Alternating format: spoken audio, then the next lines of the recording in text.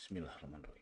Assalamualaikum warahmatullahi wabarakatuh. Teman-teman, video ini adalah video bedah atau review toko dari sisi front end alias dari sisi customer. Ini sudah 36 minggu, hampir setahun, 36 minggu saya bikin segmen ini yang insya Allah saya upload setiap Senin jam 19.30. Jadi ini studi kasus, buat saya pribadi studi kasus dan saya dokumentasikan menjadi video dan harapannya ada insight menarik dari teman-teman.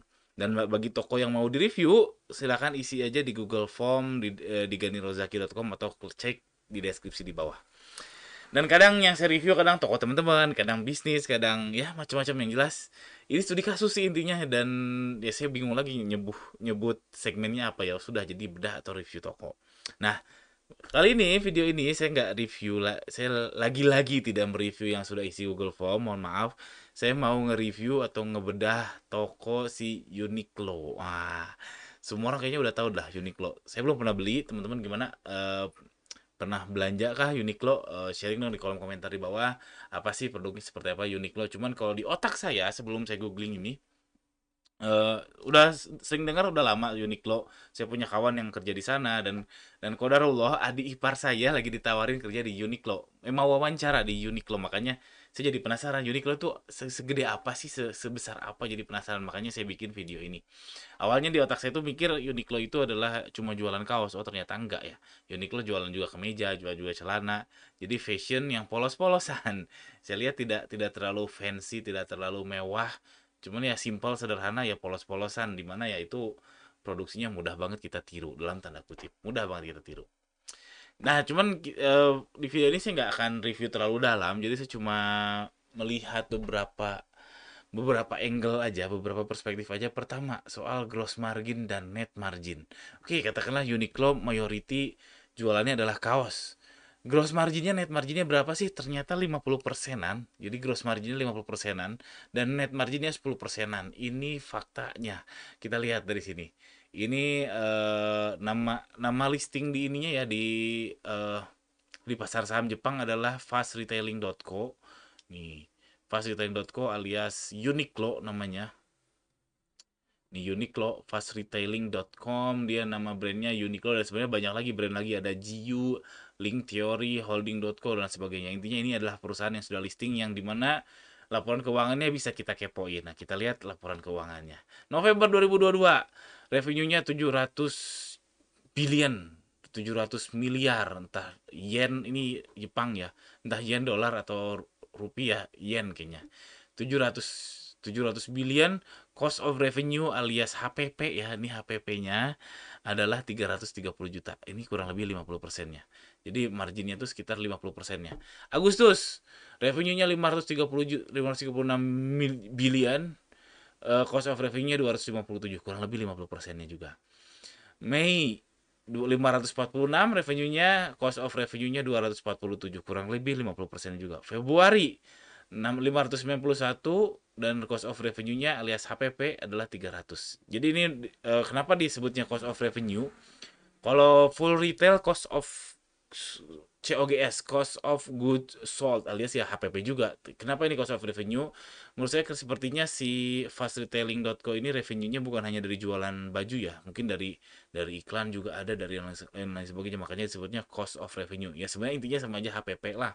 Dan kalau kita generalisir bahwa si fastretailing.co ini, Fast Retailing Co Limited ini adalah Uniqlo yang dimana adalah jualan kaos, berarti jualan kaos itu gross marginnya adalah 50%. Tadi sudah saya sebutkan gross margin itu apa? Sesederhana profit kotor dibagi dengan omset. Nah, itu gross margin. Lalu profit bersihnya itu sekitar 10 persenan. Nah, ini sudah disediakan langsung oleh si Google-nya. Lihat nih, net profit marginnya 90%, 9%. Jadi margin bersih. Mei 2022 16%, Agustus 2022 7%, 6% sekian. Net profit margin November 2022 11%, ya kurang lebih saya tadi sudah rata-rata ini 10 persenan. Nah, Anda gimana? Nah, kalau Anda juga jualan kaos, jualan yang polos-polosan, jualan yang nggak terlalu fancy, nggak terlalu mewah, marginnya segimana? Ini Uniqlo 50 persenan margin kotor dan 10 persenan margin bersih. Kalau Anda seperti apa? Kalau Anda terlalu jauh dari 50 persenan margin kotornya juga Anda sepertinya mungkin perlu dipertimbangkan untuk mepet-mepet mirip-mirip kayak si Uniqlo, atau terlalu rendah juga perlu dipertimbangkan untuk dimirip-miripin angkanya kayak si Uniqlo, 50% dan 10%. Kenapa saya bilang gitu? Karena Uniqlo ini udah lama, teman-teman. Uniqlo dari tahun berapa ini? Eh Nih dari tahun 63 atau 84. Ya, 20 tahun lebih, artinya perusahaan sustain, dia sudah melakukan banyak sekali penjualan dan sebagainya, dan menemukan gross marginnya sehingga membawa dia ke detik ini ada 50% dan 10%-an. Ya kita telan bulat-bulat aja ya, nggak ada masalahnya toh. Dan saya pun sama. Saya jual baju muslim walaupun agak beda sama ini, saya jual baju muslim anak. Saya gross marginnya sekarang alhamdulillah sudah mulai sehat, itu sekitar 50%-an. Net marginnya saya belum sehat karena baru kurang lebih ya 6 bulan kebelakangan saya ngebenerin gross margin di 50%-an. Anda gimana? Silahkan dicek. Lalu ternyata saya menemukan hal yang menarik. Ternyata si Uniqlo ini nggak jualan di Shopee. Saya cari Uniqlo nggak ada, adanya Uniqlo Official. Jadi ada yang ngemirip-miripin Uniqlo Official. Terus saya cek Nike juga nggak ada, Nike juga nggak ada. Terus H&M, Nike nggak head to head ya. Kalau H&M sama Uniqlo mungkin agak mirip. H&M nggak ada, Zara, Zara juga nggak ada.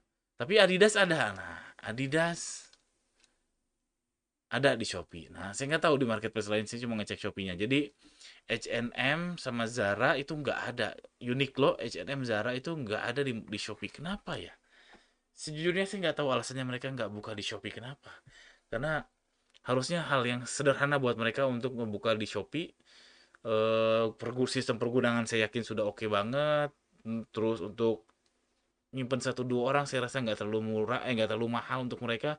Saya nggak bisa menyelami kenapa mereka nggak bikin di Shopee ya, karena Adidas buat di Shopee, Nike nggak buat.